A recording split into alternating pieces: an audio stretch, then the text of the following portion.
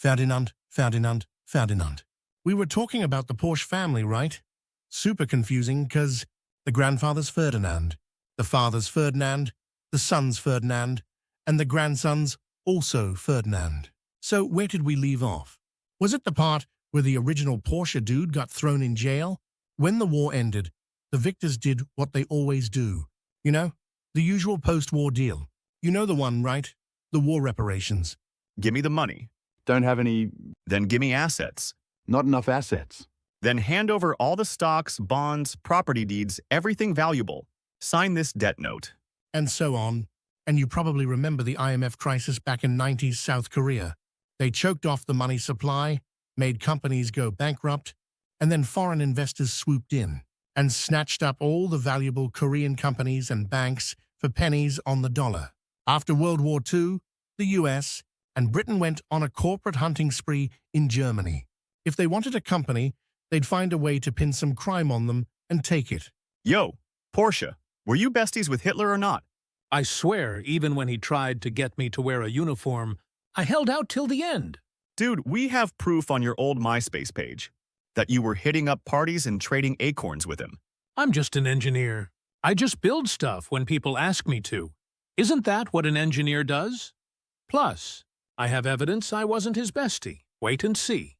My daughter's bringing it. And ask the Peugeot CEO, he knows for sure. So yeah, the victorious Allies really wanted Porsche. So they kept harassing the original Porsche.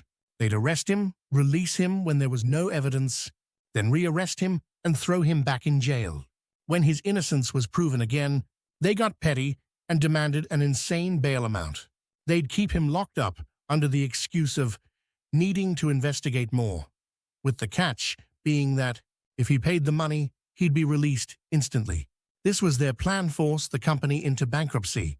To pay the huge bail, he'd have to sell the company's shares, and the Allies would just buy them up and take over Porsche for nothing. I guess it's a winner's mentality. If you win a war, you get to take what you want. But then something totally unexpected happened, and Porsche survived without being taken over. The company was in a seriously bad spot. The kids couldn't just let their dad die in jail. And the petty Allies even threw the son in jail later on. All that was left was the daughter. She couldn't let her dad and brother die in jail. The only option was to sell the company's shares to pay the bail. Then, out of nowhere, they got super lucky. Porsche wasn't just a car designer. It was a design firm that would take on anything as long as it was a design job. This included household goods, farming equipment, and all sorts of machinery. And one of the things Porsche designed, a bicycle called Cicitalia, became a massive hit.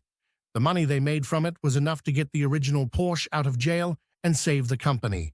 The easiest company for the Allies to take over was Volkswagen. Once they controlled Volkswagen, they could control a huge chunk of German industry, like a chain reaction. Even Audi, which was broke, had to hand over its shares, which Volkswagen took. Allies over Volkswagen, Volkswagen over Audi. For a while, Porsche was also broke and had been a subsidiary like this. Allies over Volkswagen, Volkswagen over Audi, Porsche. Now let's talk about how the Allies controlled Volkswagen. If you look at how the US controlled South Korea after the Korean War, you get the answer. If they used direct rule, the other victors would get mad, right? Even though American troops died a lot, the US wasn't the only country fighting in Korea. Other Allied forces, though small, had done their part. So the US would look bad, and it would be a huge headache to rule directly. So, instead of direct rule, they quickly set up a puppet government, a proxy government. They brought in Syngman Rhee, a guy who would do what they said, and made him the president of Korea. When people got in the way, they used the CIA to get rid of their political rivals, like Kim Gu, who was simply assassinated. Game over, easy peasy. They put Syngman Rhee in charge, and anyone who might not listen to the US was taken to places like Namsan or Seobingo, tortured and killed.